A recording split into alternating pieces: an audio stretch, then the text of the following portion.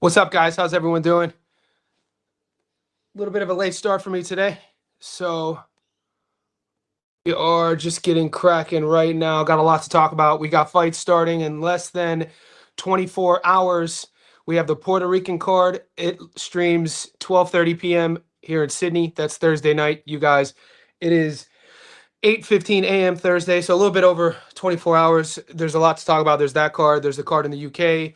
I've uploaded a couple different Stats Don't Lie videos. My breakdown prediction on the Pagan versus Malik Montgomery fight. I gave you my prediction on Joe Parker versus Fabio Wardley. That's coming up. I'm uploading another video after this live stream. I'm going to break down a couple more fights on cards. We're going to leave the chat open and whatever you guys want to talk about. I do want to start with shout out to High Interest. We brought High Interest on the live stream yesterday. Guys, all of you Johnny Says Boxing insiders who have access to our Discord, every live stream, you guys have the ability to come on and talk about it. So I do these live streams every day. If you guys are new, about 30 minutes in, that's when I'll open up the stage to anybody who is a VIP who has access to my Discord to come on screen with me and we could talk. So yesterday we brought on High Interest. Boxing Fan came on. Boxing Fan came to talk a little bit about why he chooses to do round robin betting. And High Interest, we were just talking about the fight. So that offer is always on the table every live stream. And what we're going to do today is start off with some weigh-ins. The weigh-ins for Puerto Rico just went down. Also, one more thing. To join the Discord, guys, that link is pinned in the comment section below. High Interest, we appreciate you. DJ Green, what's cracking, DJ? The boys are tapping in. As you guys are tapping in, tell me what's up. Give a thumbs up. Kind of dust your feet off when you step in and just like the video. However you can support the channel, either like it, subscribe, come to the Discord. The Discord, I'll go over what's new in there in a little bit. I want to talk about the weigh-ins first. So we had a couple stare downs. So we'll get there in a second. Here, what do you got? So I did the poll. I'll bring up the poll results. Parker Wardley, pretty interesting results. Who you guys think is going to win? This video is up on my channel. My breakdown of Parker versus Wardley. This was the stare down the other day. This is an Aussie fight I'm going to talk about later. That's Paul Fleming versus Jake Wiley.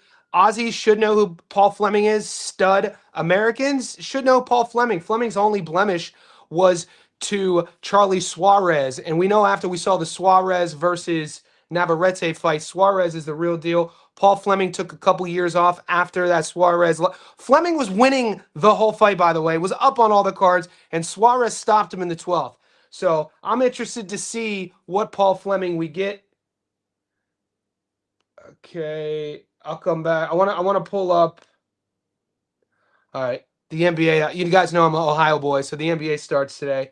Cleveland in the house. This is what I want to talk about. Let's check this out real quick. See if we can get some weigh-in results. So this is an interesting fight. This is a fight we broke down, 50-50 fight on paper. The odds literally have it cut in half. That is JJ. So Joshua versus Pagan versus Malik Montgomery on the right. They both weighed in. Guys, this fight's at 135. Keep that in mind.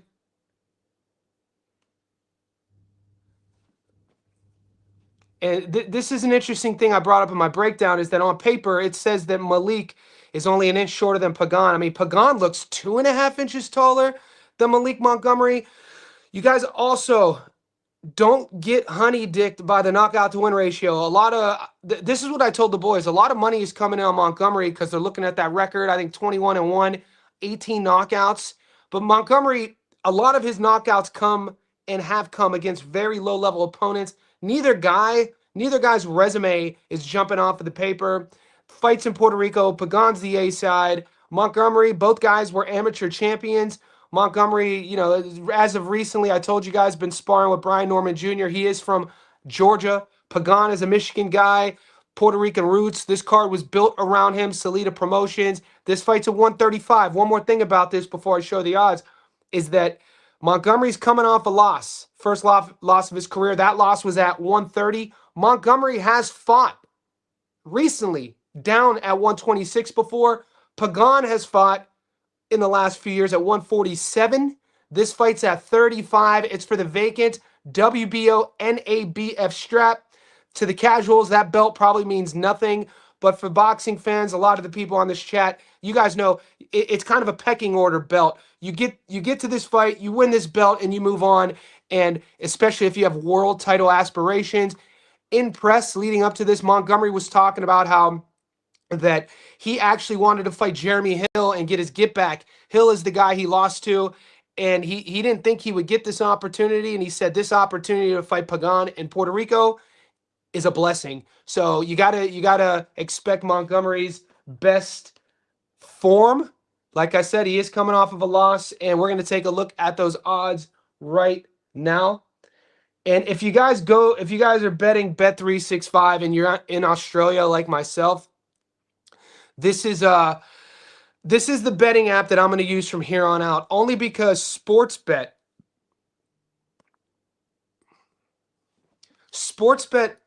your parlay will get screwed if you have a draw. We know in the last 6 months we've seen a lot of draws as of late. In America, a lot in the betting apps, if you have a parlay and there's a draw, that fight itself just gets void, and then the parlay stays active. Now, the sports betting app, the draw ruins it. Bet365, which is offered here in Australia, the draw does not void the ticket. It just voids the fights. This is the app that I suggest if you're in Australia.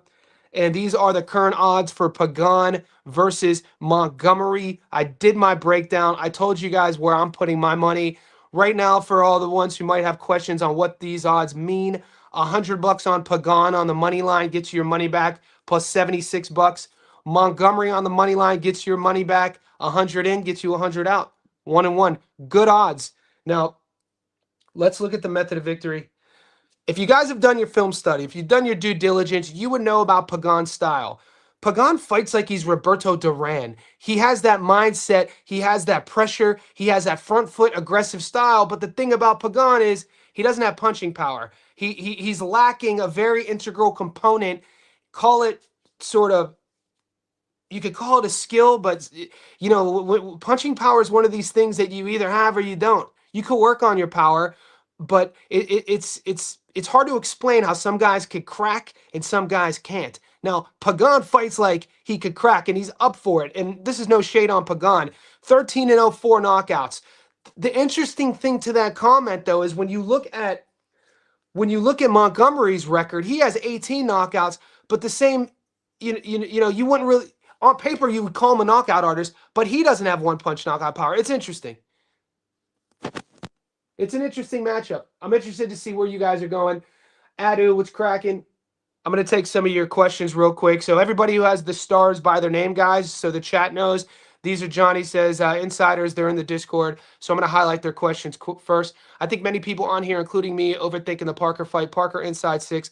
Let's not pretend there isn't a gulf in class. Yeah, a gap in class between the two. So I'm not overthinking my pick. I'm not overthinking my pick. I got you know who I got. I'm gonna get there in a second.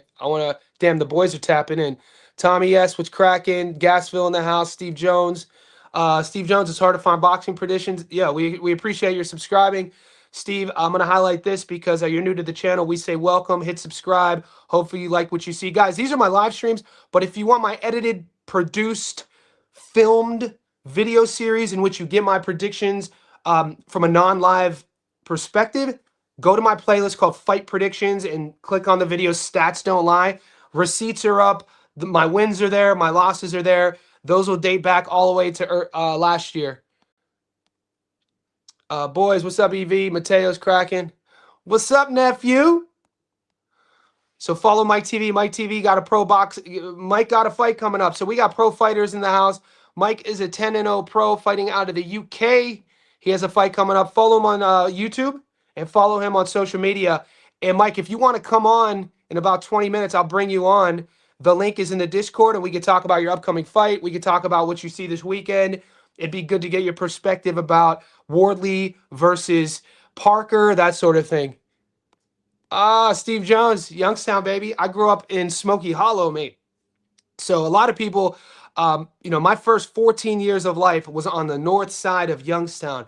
The neighborhood I grew up in called Smoky Hollow, it still exists, but the local university, Youngstown State, I guess they bought that land, all the houses, and it's like part of the campus now. But the MVR Club, I hope, is still there. The MVR Club was my favorite restaurant. That's still in Smoky Hollow. Montgomery is one-dimensional. I think the safest bet, one knockdown. So Gassville. Shout out to Gassville. We've been going back and forth on Insta. So this comment here is in reference to Parker versus Wardley.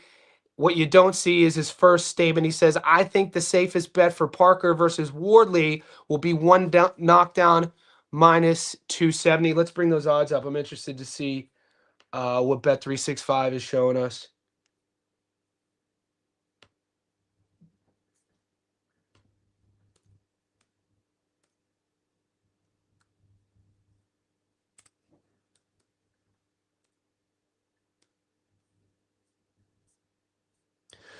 Yeah, a couple of the guys on the chat have a lot of success with knockdown props. I'm not going to sit here and tell you I do. The last time I hit and played a knockdown prop was actually Naoya Inoue versus Ramon Cardenas. I actually picked Inoue to get knocked down at 16-1. But my style is generally, I like sharping. I like finding, underdogs, looking for dogs to bet on. And I like doing parlays. But the knockdown, let's look at these odds real quick. So you're saying anyone to be knocked down, 270.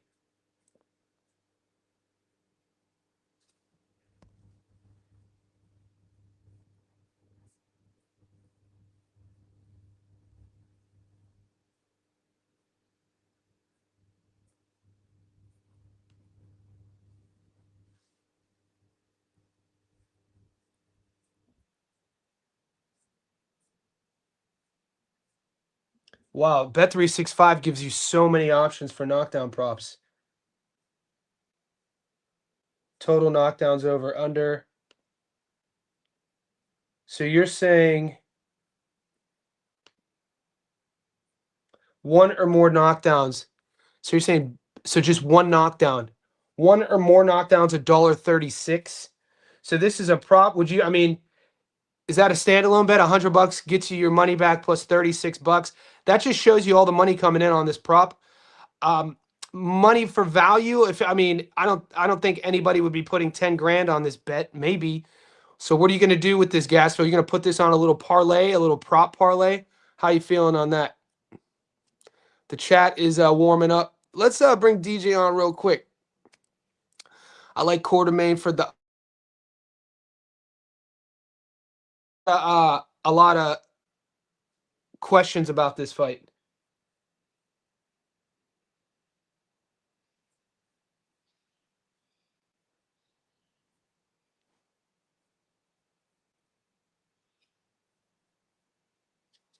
Well, that's loading. Let's finish. So I want to go back to Gasville since we have it up. Now you mix that two leg, like I said, that's money. Tom Aspinall, double chance knockout. Okay, so now you're mixing. So Gasville is going to be mixing MMA, UFC with boxing. All right, that's interesting. I usually keep them separated, but hey, there's money to be made. That's not a bad shot. So Tom Aspinall, double chance knockout or points. Maybe Umar sub. Huh. Interesting.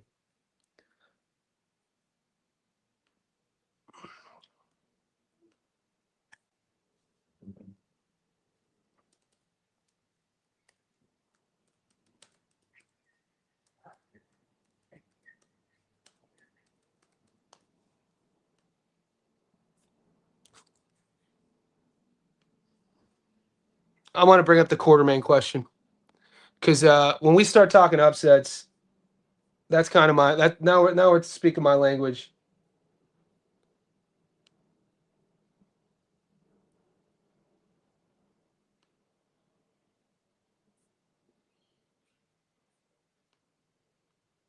Man, Royston Barney Smith could fight though, man. The odds are kind of crazy. The odds are kind of crazy on this fight, but let's look at Quartermain first. 13-0, 4 knockouts. Second guy with that same record, right? This 13-0 with 4 knockouts, same exact record that Joshua Pagan has. Undefeated guy, 13-0. He's a super feather. We last saw him fight Duran in June, so he's active. This would be his, just a second fight. He's a dog here, so I want to see the odds in a second. But guys, don't sleep on Royce and Barney Smith, mate. This kid could box. This isn't, and I think this is why the odds are what they are. Damn, the streaming, the uh, the connection here is acting real suspect. So Royce and Barney Smith, 14-0, 7 knockouts. So this is the favorite, and we're going to pull it up in a second. So DJ, why do you like Quartermain for the upset? You think he's going to outbox him? Do you think that he's just? So, here's his answer. I love his fight style, just a little wild sometimes. Anybody here tape Royce and Barney Smith? Maybe I could do. I'm going to look at the odds. Maybe I'll do this fight.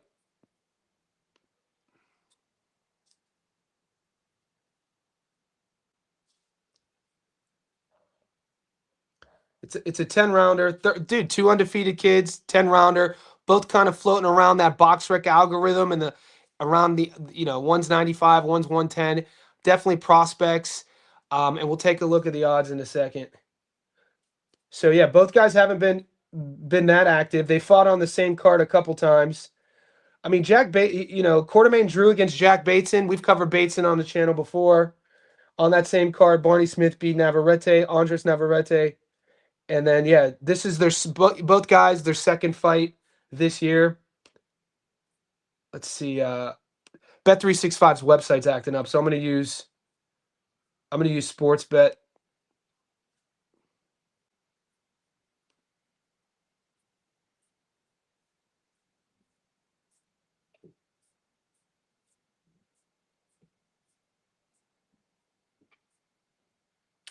Wow.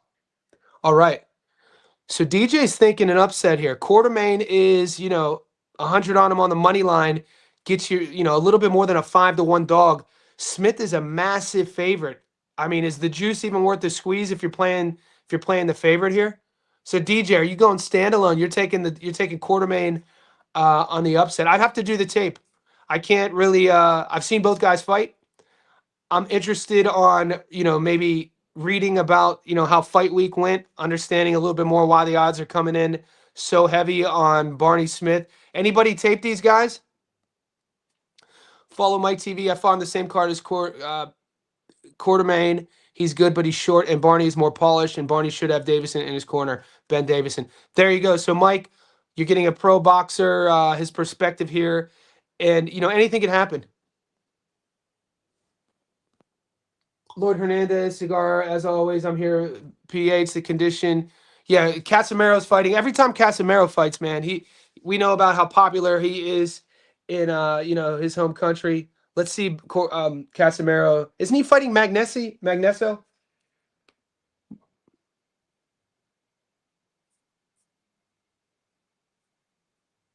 Wow, Luis Neri's fighting this weekend. Tateron's fighting this weekend. Bakary Samaki's fighting. There's some good fights. There's a lot of decent matchups. A couple of really big favorites.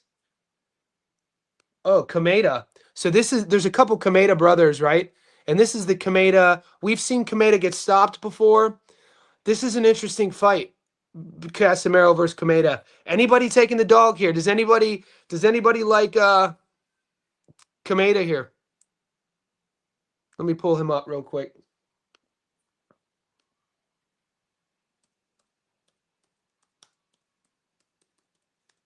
I was looking at this fight last night.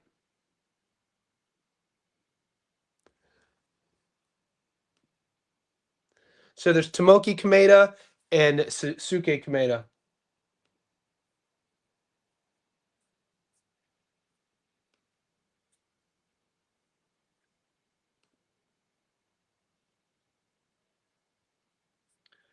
Yeah, so this is the dog. It's almost 50-50 on paper, though. So this is the kid Casamaro's fighting 15-5, 2 draws. We've seen him get knocked out recently, though.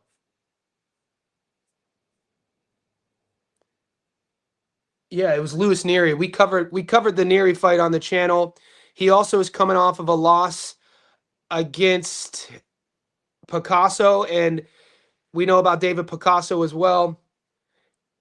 This is interesting because we'll take a look at Casamaro's resume here in a second. Yeah, this is a tough fight. He hasn't won a fight since 2024.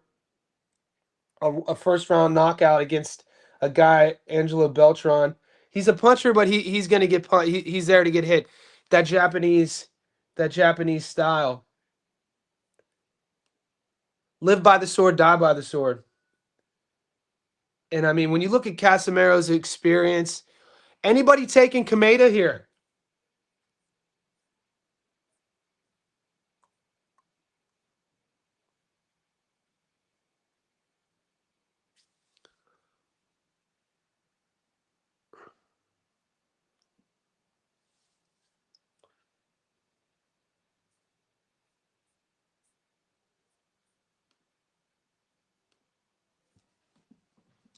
Yeah, I'm not going to sit here and say with sure certainty that I'm going to take Kameda here.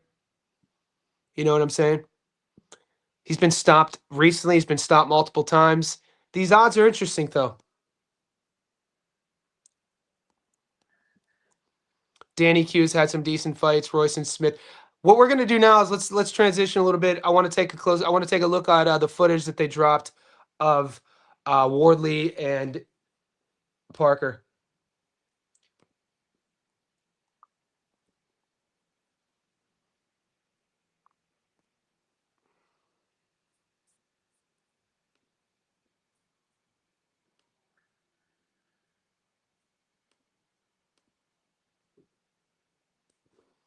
So this is them staring down. Now, on paper, everybody was talking about all week that Wardley was the bigger guy. We know that, even on their sort of box rec, when you look at the measurements, it says Wardley has a 3-inch reach advantage. They have Wardley, I think, at 79-inch reach and Parker 76. And then Wardley, I think, is listed at 6'5", Parker 6'4". They kind of, I mean, they kind of look even. I don't think either one of those things will come into play. I do like Wardley's jab, though, when he's popping it out there. He's flicky with it. He uses it. He doesn't use it to be defensive minded, though. He obviously uses it to set up his backhand. Now, I'm going to play you guys a highlight that I think Queensberry or DAZN was sharing. It's the knockout highlight when Wardley fought Fraser Clark the second time. We know they fought the first time, and Wardley had to overcome, I think, a broken nose or broken bone somewhere near here, and it was a draw. And then the second time he got Fraser Clark out of there early. But it's in the exchange, and I want to pose a question here because Fraser Clark lands as clean as an uppercut as you're going to land. And I want to pose a question right here. If Joe Parker lands these shots this clean, watch this uppercut Fraser lands right off that one, right there. That was Wardley eating it. Now he frames, kind of illegal. You could call that illegal. Pushes off, big left hook, the right one. He's hurt on wobbly legs. Boom, and he finishes the show there. But my question though is it in that initial exchange? Fraser gets off, lands a beautiful, beautiful clean uppercut. Now, I reference that because Justice wasn't a big puncher.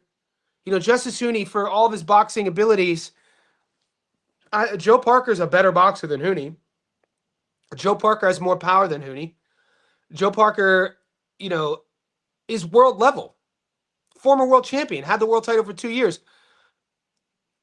There's questions that have to be asked on both sides of the fence, though.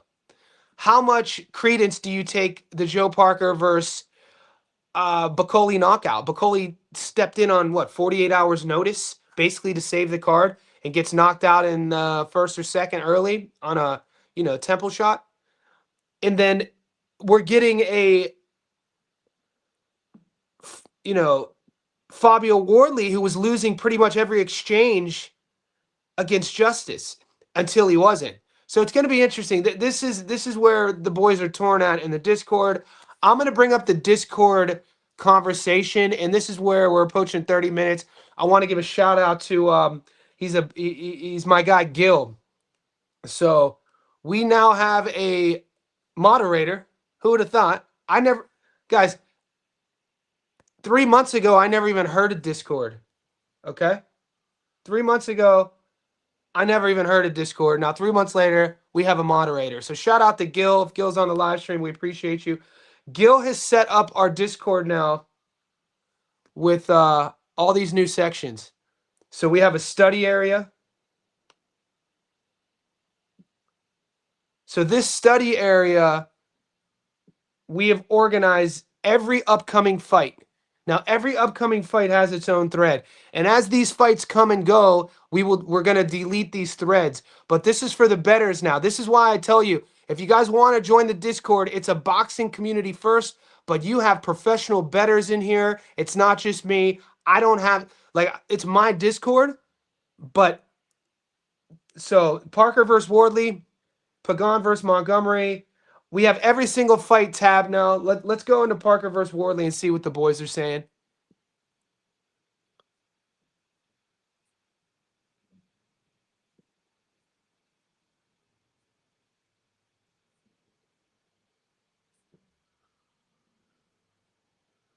So here we go. 3 outcomes. Parker on points. Parker by knockout. So they're doing a poll here. Parker should win tough fight. So then I put these are interesting here. There's 5.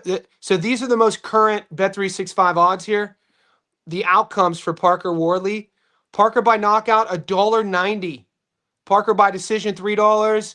And then Wardley by knockout, $6. Wardley by decision, $13. And this is what I was telling the boys. I actually like Parker at $4, the unanimous decision here. I think, I have Parker on the money line, but I think I might play this prop, unanimous. Okay? I know a lot of people like the knockout prop, Parker to kind of drown Wardley, but this should be mentioned. If you like Parker, I would wait to put your bet in, only because as we get closer to fight night, the average bettor, the average guy who wants to get action, is going to their betting apps and they're going to see these odds. They're going to see Fabio at $6, Fabio at $13, Fabio at $15, and they're going to be loading up on Fabio just for the odds. That and then the knowledge of Fabio having one-punch knockout power. If you want Wardley in any outcome, I would put your bet in now, because as we get closer to fight night, all that money that'll be coming in will make Joe Parker's odds increase the other way. So Parker fans, wait. Wardley fans, put your bet in now.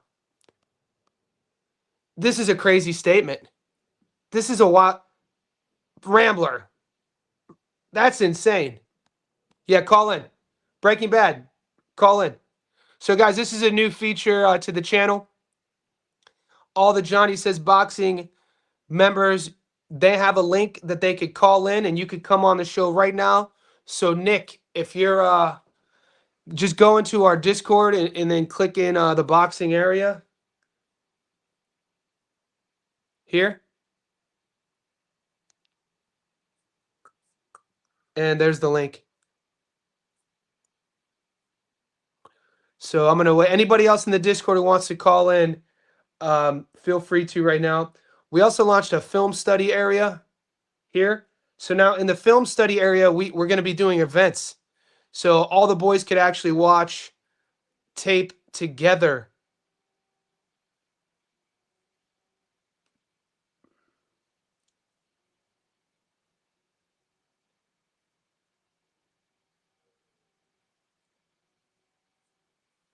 What's the most updated? I'm just checking the Discord. The most updated Fabio Wardley.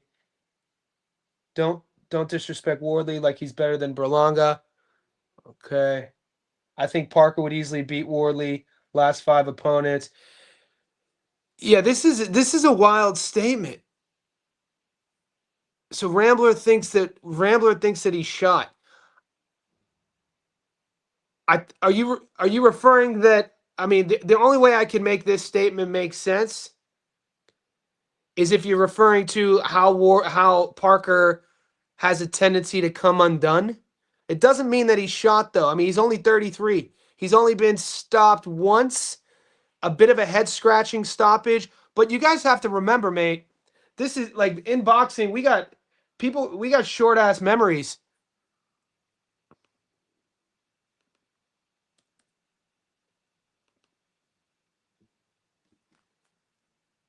Give me 1 second.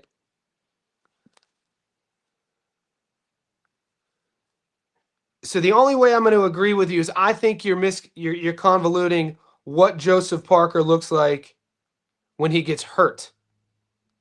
He comes kind of undone a bit with his technique. And the one thing about Wardley is we've seen him hurt, but this is Wardley's biggest step up. Guys, and you guys are tripping, mate. Joe Joyce. I was talking, I was talking to my guy, Tommy Rainone. Tommy Rainone, he's coming on the show later in the week. He does a show with Paulie Malignaggi. He's a former pro boxer out of New York, solid career. Tommy brought up a good point about this comment. He was saying that people were saying that like he shot in, the knockout loss to Joe Parker, but up until the Zhang fight, people were high on Joe Joyce, man. He was getting compared like this is Tommy Rainone's words. And I'll bring Tommy on to justify. When Joe Joyce was on his run, people were comparing his punching power to George Foreman. He knocked Parker out like that. People were at one time were really, really high on Joe Joyce.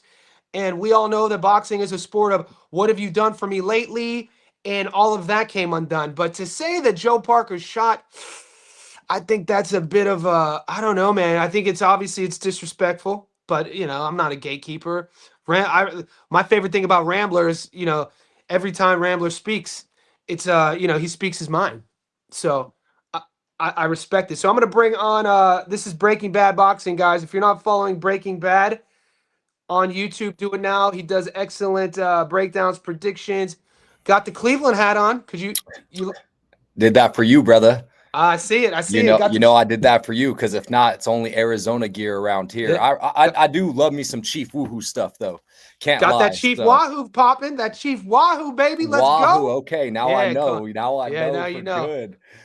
So I actually wanted to talk about this Wardley Parker fight. I'm dropping my official prediction within the next 2 hours. I keep saying I'm going to, but the tape's finally done, completely done.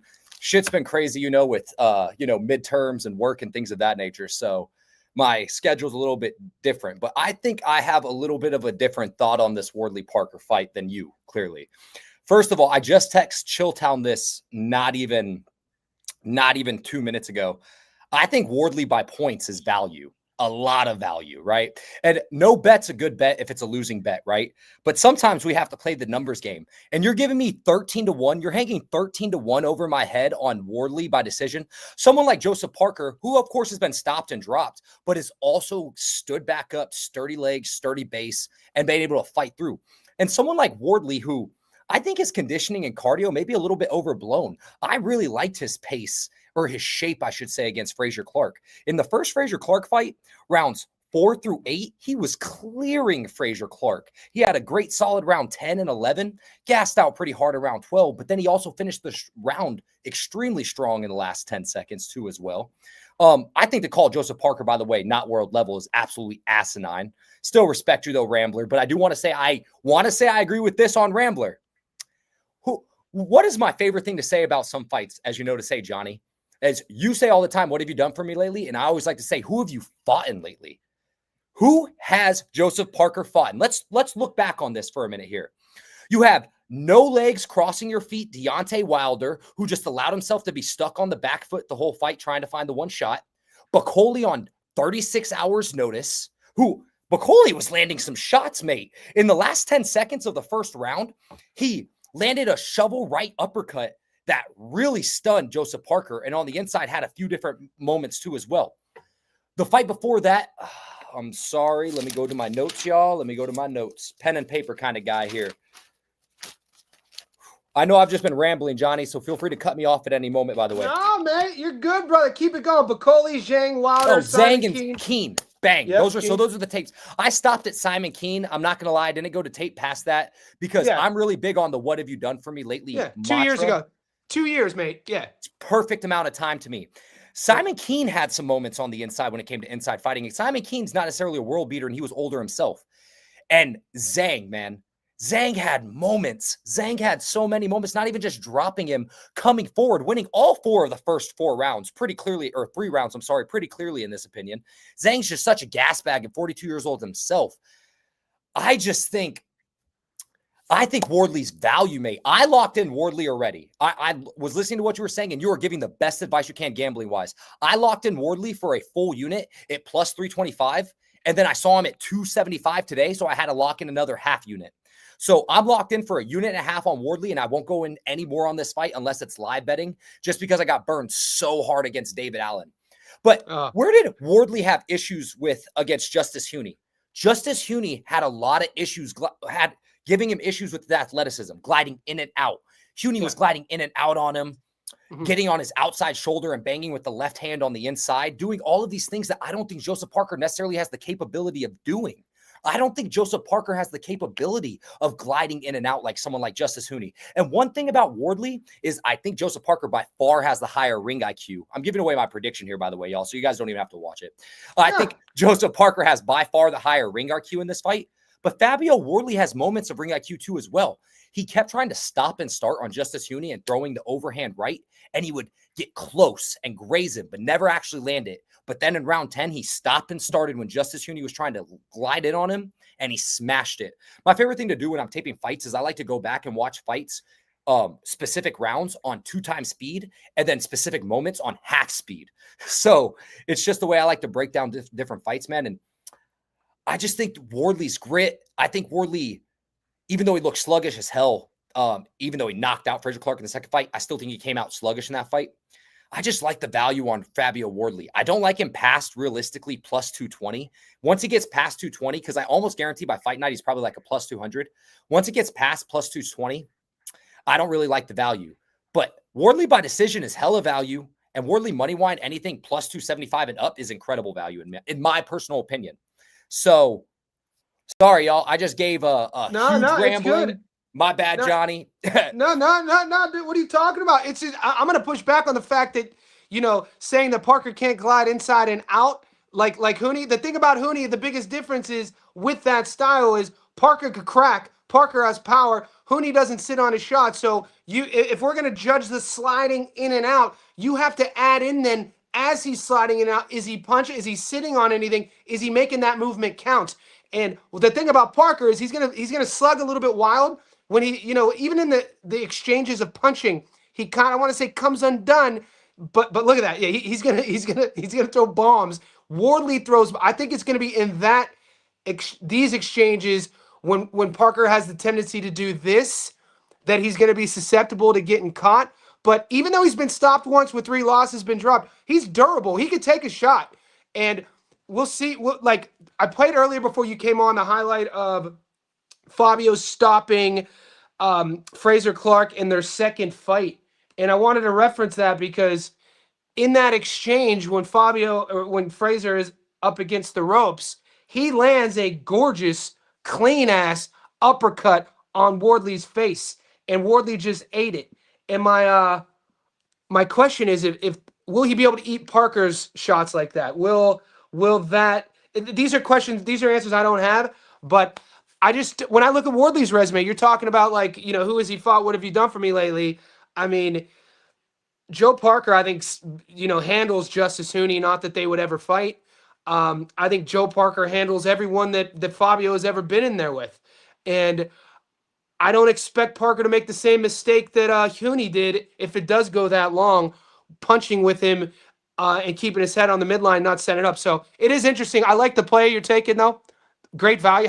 And that's why I said, mate, if anyone here is high on Wardley, put those bets in now because those odds are crazy. The boys are going to keep seeing that. The money's going to keep pouring on. And what's going to happen Wardley was a plus 500 2 weeks ago. We missed that's what I'm saying. A plus 500. Like the value has already been steamed to shit, no doubt. Yeah. If I could add on to a few of your points, if I may, really quickly here. Of course. When it came to Wardley versus Clark too, I want to say in that one round, I felt like Wardley looked incredibly sluggish before he landed that shot specifically. So that's just one thing that I want to note. Even early in that singular fight, there was another thing that I had it locked in my mind. Oh, Zhang versus Parker. Wardley can be reset. That's a big issue I have with Wardley. He resets so often. You hit him with a good stab jab to the body, which we know Joseph Parker loves to throw double jabs and stab jabs to the body. It can reset him plenty of times. My buddy calls that domesticate him. He thinks that's called when you domesticate a guy, making them sort of like reset, and then over a long period of time of a fight, it changes their. If they don't have a plan B, you've domesticated them. I think that's where Joseph Parker's great at draining people's gas tank is his feints, his level changes, the way he makes people think, man. I was really impressed going back and watching this tape with Joseph Parker's fight IQ. The other thing I wanted to know is when he got dropped by Zhang the first time, he literally stood there and stared at Zhang and just ate a left hand, which is hilarious because when he got up, he looked at his corner like, damn, this bloke can crack. He didn't even look hurt. He literally got up. That's how you know he has a good chin. He got up and literally was just like, holy hell, this guy can crack. And even the second time when he got dropped, it's almost like he took a knee from overwhelming pressure as compared to just being outright hurt specifically. So I think you make a few great points, but man, I had to lock in Wardley just because I think these fights a little bit closer. If I had to put a proverbial number on it, a proverbial odds on it, I would place Wardley somewhere around a plus 200, plus 220. So how am I not going to take him, like I stated, at the plus 350 and the plus 275? So, and then I had to put a little tiny sprinkle on him by decision. So those are just kind of the things that I want to bring it to, because I think this fight is going back and watching the tape. Man, Frazier Clark versus Wardley 1 was a cracker to watch. What a pleasure of a fight to watch. And that's the thing. Wardley's a dog, man. He could take a beating. He's up Doesn't quit on himself. He never quits on himself. I mean, what guy in the 10th round? But neither does Parker. They're both dogs. Exactly. And so this is the beginning of this is that sequence. It's right at the beginning. We missed it. It's going to come on real quick. Watch this clean ass uppercut. Frazier Clark catch right here. Boom, that one. And Wardley just walks right into it, eats it. A lot of guys would have been stopped with that one. He didn't get stopped. Now, Parker loves Parker has a good uppercut. He's definitely, I bet you he's going to go to that punch. He's definitely watched this tape. And people are loving the knockout to win ratio with Wardley, but I think they're underestimating Parker a bit. I really do. I think he's bigger than people think too. We saw it in the stare downs. It is a tough one. I'm not sitting here saying I'm 100% confident. Especially after seeing what happened with Hooney. It's funny that you brought up the uppercut because in my notes for Parker versus Simon Keene, I ended my notes on baited King into the rear uppercut, round 3, and minute 27 seconds left. Poke, center line, rear uppercut, beginning of the end, finishes him, rear uppercut. So, and he throws it. It's not one of those sort of like in the pocket, in the clinch, like Mike Tyson has. He throws it at range. He'll throw it to set other things up at distance, and he creates a lot of torque and power with it.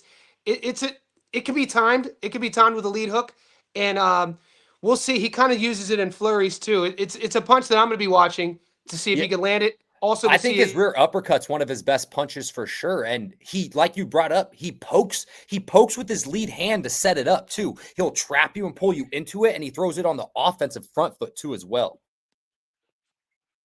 What do you got to read? Are you getting action in Puerto Rico or no? The way that the lines moved on Malik Montgomery, it makes me need to almost take Pagan. Almost have to take Pagan at this point. And this is also comes down to a theory play too as well. This has happened to me time and time again. When you see a line crash on somebody that's anywhere from a plus 250, holy hell. Give me 1 second, Johnny. Yeah, it's all good. So boys, what we're talking, I want to answer Latrell. Yeah, Latrell, the link is in the comment section below. It's pinned. To join the Discord, you sign up on YouTube. It's a couple bucks a month. I just had the funniest moment. That was hilarious. I thought I left the water boiling on my stove, and I forgot I turned it off before we jumped on the Discord. You just had oh shit. That was one of those. Wait a minute, something more important is happening. So with the way that so in America, bro, Malik Montgomery was like a 2-to-1 dog. 250 to 1 dog, not even 2 or 3 days ago. It's almost even money now. And was it that wide there? Because the widest I had seen it was Pagan at 170, Montgomery at 220. It shifted like not maybe 18 cents. Nah, so check this out. Give me 1 second here. Boxing odds. Guys, and for those not in the know, this fight is the main event tomorrow in Puerto Rico. Sydney time, 12:30 p.m. America, it's Thursday night. This is a Salido Promotions card. It goes down at 135 pounds. It's for the vacant WBO NABF strap. The winner will then put themselves in line in a couple fights, hopefully for fighting some, title contenders or that sort of thing. So it's an important belt to have. No, so I was actually wrong. It was actually, you're right. The line was never that wide. It's only came in like 28 cents.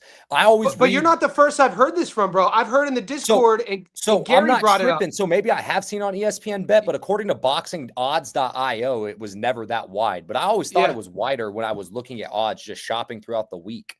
Yeah, it's been kind of this, a couple cents here and there. But like I said, I heard Gary bring it up on 3D, and some of the boys said the odds shifted. And I'm like, I haven't seen the shift that much. You could kind of see the chart that they put on the far right of our screen. That's the shifting of the odds when they launched. So he started at 179. I guess you're right. They did peak. Odds have kind of okay. Yeah, so you're maybe right. I'm not tripping. You can see it. So that he opened it at 170, and then at one time it got to even money. It's at even money right now. On ESPN Bet, it's minus 110 across the board. Oh, so go on with your theory. You said a theory bet. You've seen this happen before. Oh, yes. Oh, my apologies. Yes, dude. So when money comes in on one fighter, I don't know what it is about this here. We see this happen. So who did the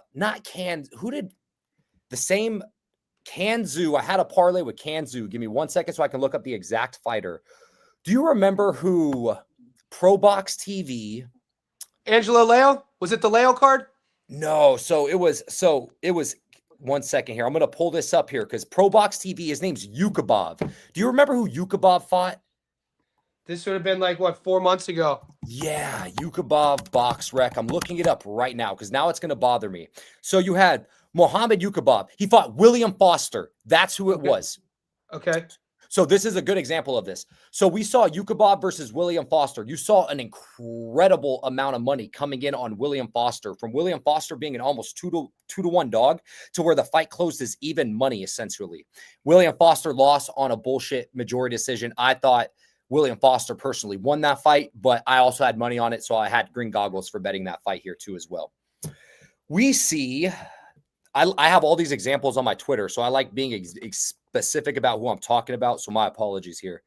No worries, brother. I'm trying to find it here. Seen this. Guys, we're floating between 40 and 60 people in the chat. Hit a thumbs up. If you haven't already, hit subscribe. If you guys are in the Discord, you want to pop on, the link is in there. Yesterday, we had Boxing Fan and High Interest on together with myself. This is Nick from Breaking Bad Boxing. Follow him on YouTube. Follow him on Twitter and the Gram. Yeah, give me a follow, y'all. All right, so I can't find... So let me just break down the theory then in this case. Break it down.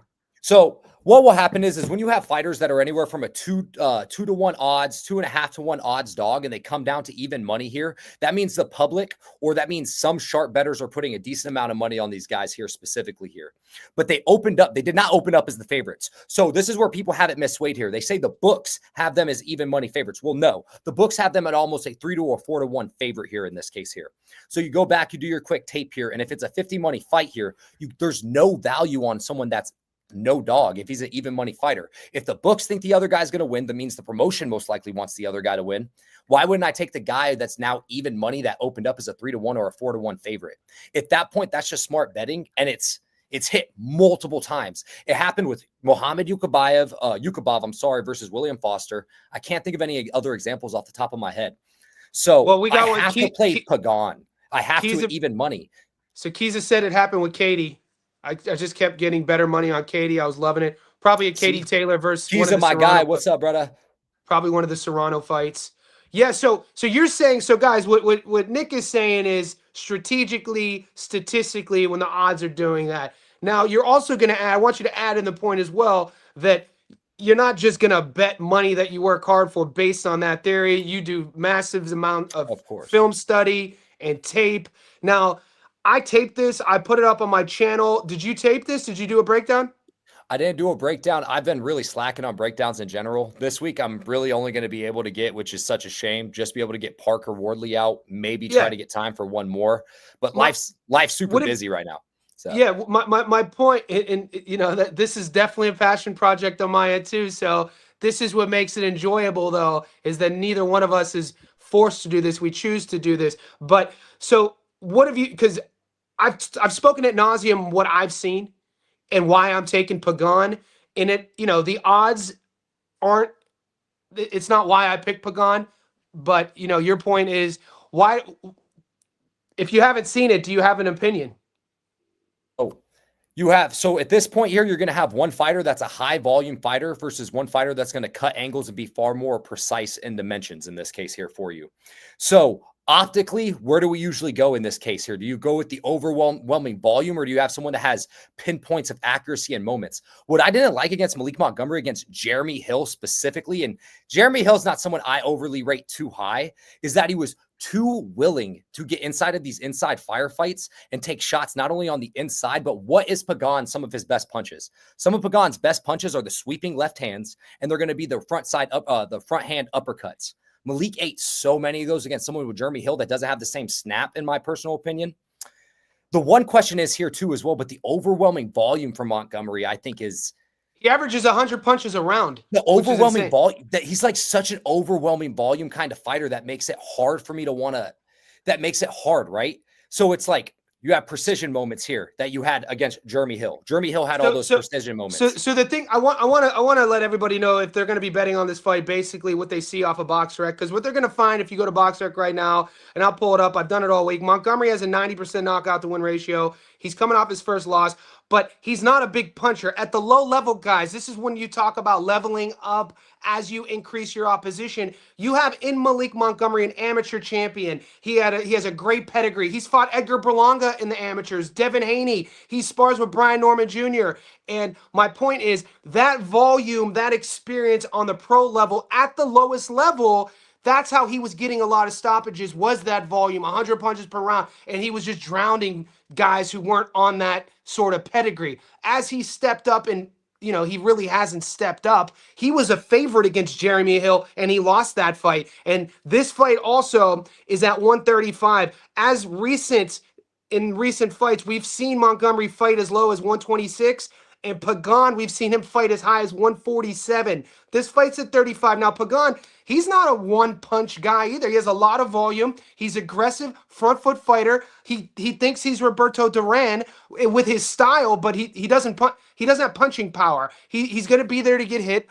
I think it's going to be a size issue, and I think that you mix that in with the politics of the A side. This card's built around the Salido fighter with Pagan. The odds 50-50 as they are right now. I feel that money was shifting because people went to BoxRec and they saw Montgomery's knockout to win ratio. They didn't do the film study, and they're like, oh shit, this kid is a knockout artist, which on paper he is, but that's not his style. And Jeremy Hill, he was supposed to win that fight. So I like Pagan in this fight on the money line. And I like the decision. Yeah, so it's a close one. One thing that I wanted to note too about the actual film, or not film study, I'm sorry. Did you watch the I think it was Ronnie Hilly fight? It was the southpaw, the long southpaw that Pagan fought that just threw. That's all he did. Ronald Ron. Yeah. Dude just threw an overwhelming amount of volume. And what did we see Pagan do?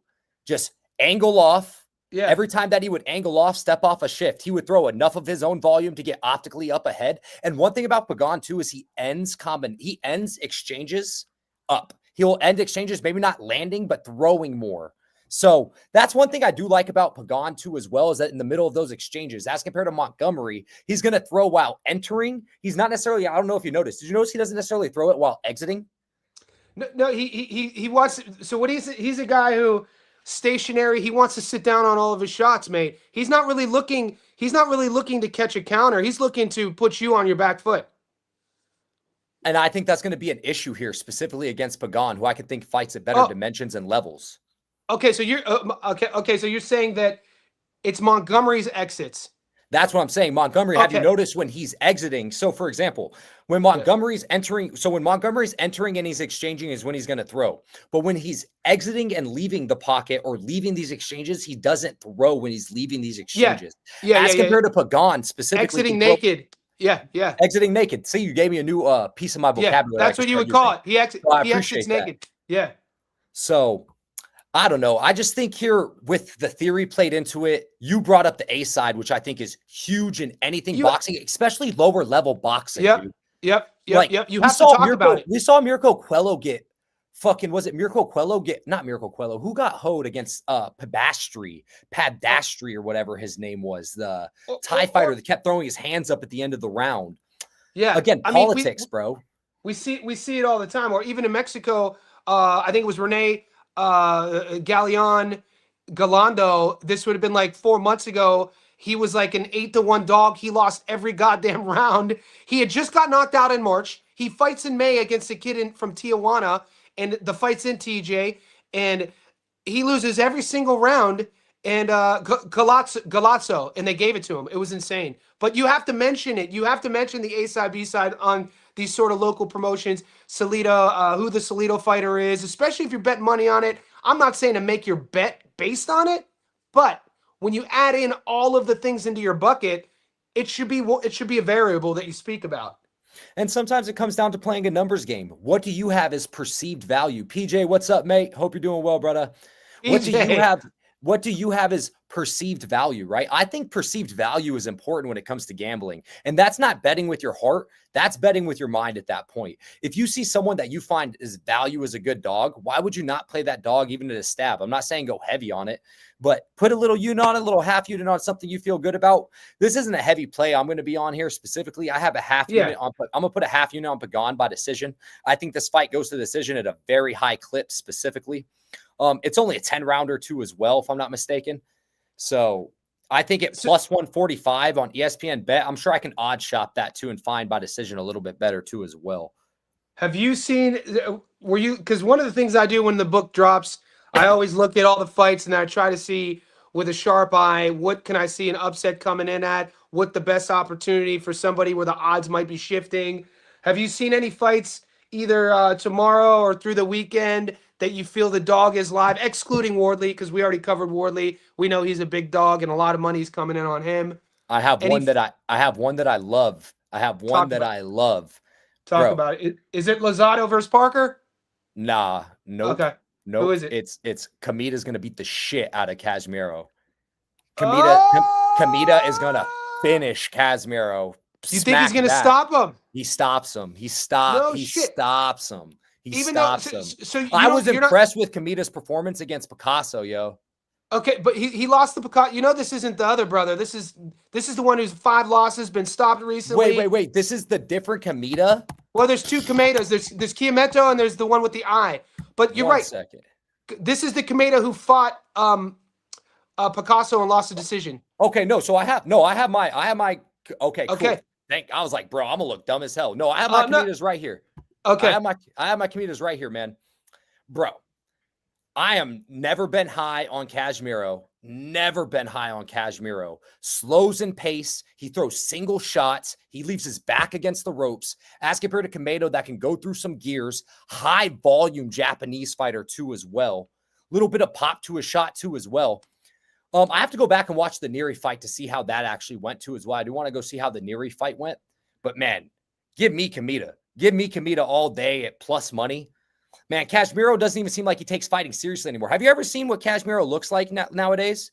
Have you seen him? It's not what his box rec looks like. In his box rec, they have the young. Yeah, he puts a lot of weight on. Yeah. Brother looks pregnant. Brother looks pregnant. Puts a lot of weight on. Looks real old. So this is the interesting thing. Every time Casimiro fights, I have a Facebook group, and depending on, I think some countries have more accessibility to certain social media apps. And for some reason, my boxing group on Facebook, about 40,000 people, massive Filipino boxing fan base there. And every time, it's almost all year round, they talk about Casimiro. They think that Casimiro is like Pacquiao. And I mean, so sell me one more time on why strategically. Does Kameda win a points decision? Does Casimiro come in unprepared? Does he get stopped? What do you see here? I want to see if we have odds on. Let me go see if we have odds on his stoppage because you don't have them on here. I'll pull up bet. You do your work. I'm gonna pull up Bet365 to see if I can find him there. And if Bet365 doesn't have it, no book will have it. I'm sure of that. If ESPN Bet doesn't have it because they don't, Bet365 doesn't, then no one will. So Kamita's gonna outvolume him. Kamita's gonna win the meaningful moments. Kamita's going to be, in my opinion, by far the heavier puncher. I don't let this box wreck fool me here. Kamita was landing nicely on Picasso, specifically here too, going tit for tat with Alan Picasso, who I rate. I rate Alan Picasso pretty freaking high too as well. Picasso's a good fighter. Cashmero's not living the life. He's probably sitting there smoking and drinking and gambling, just being, just being Cashmero. So, yeah, bro. I don't know how else besides the fact that he's going to out-volume. And what does Cashmero have? He throws single shots. And is he going to touch and drop Kamieta? I don't think so. Give me Kamieta as the live dog all day. All day. Yeah, so live dog. I'm going to take the DraftKings has it here. I want to see method of victory because I wouldn't play a method of victory unless it's something super juiced. Like if you got Kamieta plus 700 or higher by stoppage, I would play that. If it's not juiced higher than that, then I would just play the dog, and I wouldn't be, too upset about that. So, man, I like Kamieta, bro. I'm a fan of Kamieta. Fun style. It's a fun style.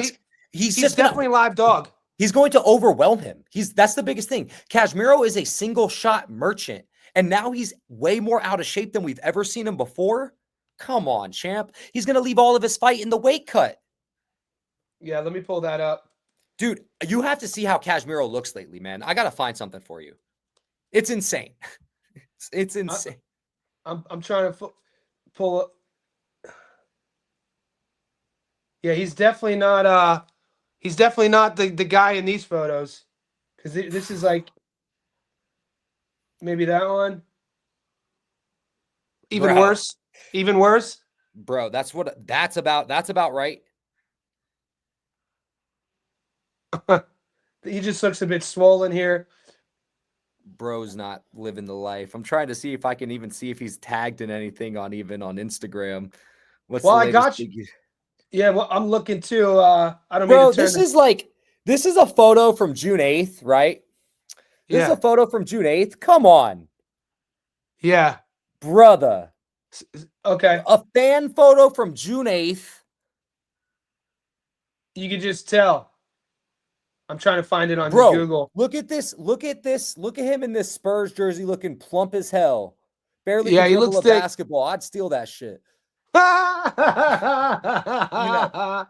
broke down a video last year because I grew up playing. I still play ball. I grew up hooping since I was 6 years old.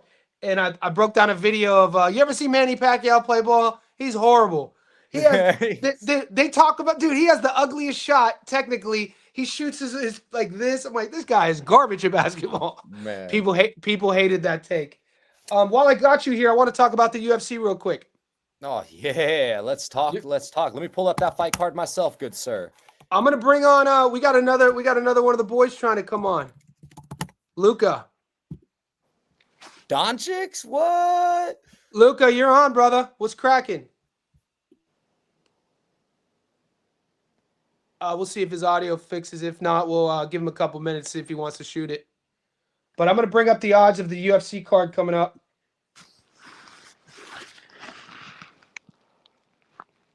And I have a few dogs for the UFC. I'm excited for that one. I was looking at the odds, and I'm like, damn, there's a couple of these fights that I was probably going to message you about.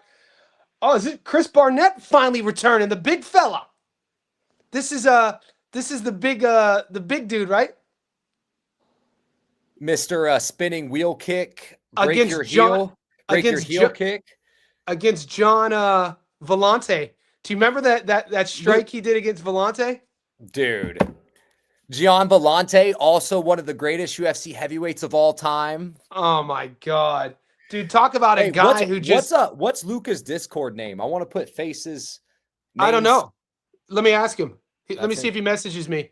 Luca, send me what's your let me see if I could private chat him. Studio chat for people. Yeah, I'm still learning how to navigate this. So what are the looks for the UFC? All right, so dogs that I absolutely love here. I absolutely love Jung Young Park versus Gasbag Alaskarov. Now, there's a way you guys could play this fight. I think it's important to play this fight more so live than anything. You can get really good value on Jung Young Park right now. If I'm not mistaken, he's a 2-to-1 favorite or 2-1 underdog. He was over 3-1 in the earlier of the week. But Junghyun Park, man, I like his pace. I like his pressure. He's someone that likes to break you. He's tough as nails. Good anti-grappler, really good anti-grappler. Great hips too as well. I love Junghyun Park. And scroll down. What's Junghyun Park double chance, good sir?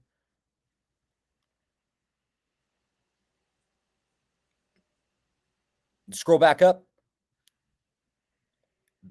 Bang, right there. Right. Junghyun Park. This is a whole new segment. You taught me about this last week. I didn't even know about the double chance, boy. Yes, sir. So anytime that I'll put a play on the Discord that says ITD, this is what I mean. Inside the distance, double chance. Okay. I think Junghyun Park breaks him rounds 2 and 3. I think he finishes him in round 3. So what I like to play, and I'm taking Junghyun Park for a full unit. I'm taking Junghyun Park as an underdog, full unit. I'm putting a half unit on him by finish, and I'm putting probably a little bit less than half a unit on him in round 3, because 13-1s in round 3 versus Gasbag Alaskarov. Oh, man, I can see Alaskarov coming to try to take Park's head off in the first round. Round 2, he starts to break him down. Round 3 comes out with a desperation shot and gets beat pillar to post, finished in round 3. I love the Iron Turtle. I love Junghyun Park in this case. Give me him to beat the shit out of Alaskarov, finish him inside of the distance. Alaskarov is round 1 or bust. So if you plan on betting Alaskarov, you take Alaskarov round 1. That's it. That's how you play this fight. Okay, what else on this card? I'm going to bring up the fights again. And then you have here too as well. I also, one sec here. So I talked about this one here on the Discord a little bit earlier. It's the co-main event. Verna Jandiroba versus Mackenzie Dern. Yeah. I like Verna Jandiroba. Rematch, yeah. Right? Yes, sir. Wait, is this scrap? When did they fight? How long ago did they fight? Let me check. Jandiroba, Zern won. I want to say during the pandemic. Oh, 2020. But, damn. But don't quote me on it. I don't think. Yeah, 2020. They fought. Dern defeated Jandiroba via UD. I knew. December 2020. Good memory, Johnny. Good memory, man. I'm a nerd, I didn't dude. even remember that one. Yeah. Fights all just bleed together for me sometimes. So, So I was talking to our boy Kiza here in the chat here a little bit earlier here, and we had a little bit of what you can call hearsay insider information that the boys at Megaton's gym specifically don't necessarily think that Mackenzie Dern may be training as hard as she should be for this fight. As compared to Verna Jandiroba, the one-eyed princess, we know she is going to be coming out here blitzing and doing her best work, no doubt about it here. Her anti-grappling her positive grappling against Yao Xiaonan, her anti-striking to her positive grappling against Yao Xiaonan was absolutely incredible. I love what Verna Jandiroba does here. Her Amanda Lemos win was absolutely something I rate very highly, even if it's an aging Amanda Lemos. As compared to Mackenzie Dern, doesn't have much process. Even her as a grappler, I don't know if she's a better grappler than Verna Jandiroba. She may spam certain types of submissions. She's definitely a better grappler from guard. I will say that. But Verna Jandiroba is either going to get to a back or get on top of you. Give me the dog in Verna Jandiroba all day. All day. And by the way, Verna Jandiroba by knockout at plus 2,500 is asinine. In a world of two grapplers where Mackenzie Dern most likely is not going to get submitted, you're telling me Mackenzie Dern won't get back flat mounted and beat up? What the fuck excuse my language, what the heck are we talking about? Do you see those odds? Yeah, but bro, dude, 2,500. Mackenzie Dern could take a goddamn beating, dude. We've seen Mackenzie Dern. It would be in a back mount flat position or a full mount top position kind of beating. It wouldn't be a standing position. You don't think she'd be able to get out of a full mount? I mean, Jandiroba's not that big. She's not that big. I know she's not that big, but she has a mean ass body triangle and she has incredible top pressure. Her hits are great. Her hits are incredible. I think Dern is safe anywhere on the ground. I think Dern, her striking is so awful looking, but she fights in the pocket like she could strike. It's so bizarre. So it's going to be interesting. No process. None, dude. It's all wide and loose and chin in the air. She's running at you. It's like it's hard. It's a weird style, and she does it all because she knows she could get away with it because of her jiu-jitsu. But Jandiroba, she's cleaner. She's just smaller. She's had some good wins too. I have her resume up right now. Zhao Yanan, Amanda Lemos, Lupita. She beat Angela Hill. Her only losses are Amanda Hebos, Dern, and Carlos Esparza. And she's the dog here. Wow, Jandaroba's the dog here. I like Jandaroba on the money line. Why That's not what I'm just saying. whenever Well, I'm that's getting what I would play. So when I drop Yeah. these props, those are only something like that. I'm saying, like, when you see odds like that, it comes back to a numbers game for me. When I see odds like that, they just pop through the screen for me. And someone can only take such a damage so bad. And I'm just saying, I'm definitely sprinkling Jandaroba by knockout at those odds. It's insane. And I can come back and clip this shit if it happens, and we'd be like, yeah, like, you know. But Yeah. I low-key love Jandaroba on their money line. I don't know, man. I've just never been impressed by Mackenzie Dern. And now we have someone that can offensively grapple at the same pace and pressure, has better striking, better process, and can anti-grapple her. Where does Mackenzie Dern win this fight besides spammy shit? And I don't like betting on fighters that are going to win on a case of throwing up a spam triangle or a crazy knockout when they don't have knockout power. I just don't like it. These odds are so disrespectful. So disrespectful to Mario. I don't give a shit Arizona what people. boy. Fuck. I don't give a shit what people say about Nurmagomedov. Dude, Mario Batista's a goddamn dog, dude. Some of the best cardio in the fucking UFC too as well. Dude, I've been watching Batista since jump, dude. This dude, it just keeps, flying knees. Yeah, I think these odds are crazy. I'm a boy, bro. I've seen Mario Bautista fight live at Rough and Tough MMA on 47th Avenue in Indian School, dog. Like, and if you know about Arizona, Rough and Tough MMA on 47th Avenue in Indian School, dog. It just, this man. The MMA lab. Dude, fucking.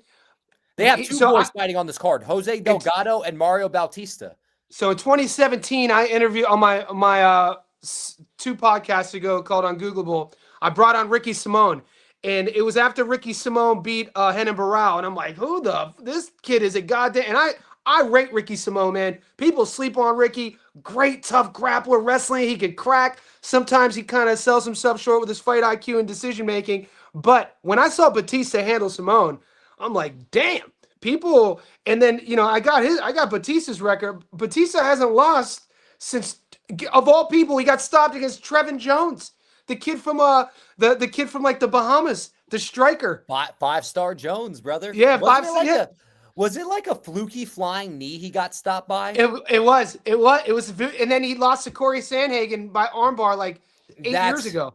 There's no shame in losing to Corey Sandhagen. Not at all. Absolutely no shame losing to Corey Sandhagen, man. Like, dude, the Damon Blackshear victory people sleep on. He, the close decision against Aldo. He kind of, let everybody know about Patchy. I think Mario is a live dog here. I agree. There's two things that are the issue here. Where is this fight taking place? Because Mario doesn't Mario doesn't have finishing equity on Nurmagomedov, unfortunately. So that's the one thing I have an issue with, bro. Like, I would love Mario Bautista to win this fight, but I agree. I think he is the more well-conditioned fighter. I don't necessarily know if he's the stronger fighter, but I think he is more of I think he's going to push a high pressure. But man, I really worry about that decision in Abu Dhabi. You think so? Yeah, man. Yeah, we saw some of the worst. Carlos Leal. I had a ticket on Carlos Leal at plus 250. And then I played him live twice. Got smoked on the worst robbery I've ever seen in Abu Dhabi. There are plenty of Abu Dhabi robberies. Okay. Was it Mohammed Naimov that shouldn't have beat? Was that in Abu Dhabi against Nathaniel Wood where, there was a bunch of glove grabs and stuff like that, but you could have even scored it for Nathaniel Wood if I'm not mistaken. I'm probably mixing up Nathaniel Wood's on this card. He fights Jose Delgado, actually. Yeah, that's a good fight. Dude, I think Jose Delgado is round 1 or bust. I think after round 1, I think Nathaniel Wood's a credible live bet. I think that's a great way to play that fight. They got Nathaniel Wood as the dog here. Yeah, Nathaniel Wood's good, man. He is good. He's good. It's just he's a tweener when it comes to weight classes. Not a big guy. Yep. The tweener, that's a big thing for people. Yeah, this is interesting. Nathaniel Wood, Delgado's going to push a high pace and pressure the first round. How does he look coming out of the first round? Both of these fighters. Does Wood look like he has a lot of fight left? And does Delgado look like he has a lot of gas left? To me, this is a great live bet spot. I don't know if I want to touch it pre-fight. Like, can you go check for him? What is Jose Delgado round 1 prop? Just for him to win in round 1, not by TKO, not by submission, just round 1. I'm just curious. Okay. Jose Delgado, I got knockout or TKO round 1, 6-1. Keep scrolling if you can for me, please. There should be, there it is, round betting right there. Jose Delgado, 350. Ugh. Oh, it's on the bottom of your screen, Johnny. Oh, right there. Like, that's disgusting, bro. Like that's how you know the books even think the same thing I do. Jose Delgado is round 1 or bust in this fight. They're only hanging plus 350 over your head for round 1. I wouldn't touch that with your bankroll. That is disgusting. So I would play this fight live. I think if it gets past round 1, I think Nathaniel Wood is very live. And PJ, to answer your question on what day these are, I think it's Saturday morning. Yeah. So let's see what's the app say. So, boys, I gotta wrap this up. Nick, it's always a pleasure, brother. I'm glad that you having me, mate. I'm glad that you jumped on here. Hopefully, we'll be able to revisit this take, and we'll be able to get you some good clips. And you can always feel free to, if ever you want to clip the content when you come on, you don't have to ask. I'm not going to copyright you. Just take whatever you want. Appreciate you, bro. Yeah, so guys, in Australia, the UFC, the main event is at 7:30 a.m. Sunday morning, so it's Saturday night for you boys in America. And from there, guys, stay tuned to the channel. I'm going to be ghosting. I'll see you in the next one. Nick, you be good, all right?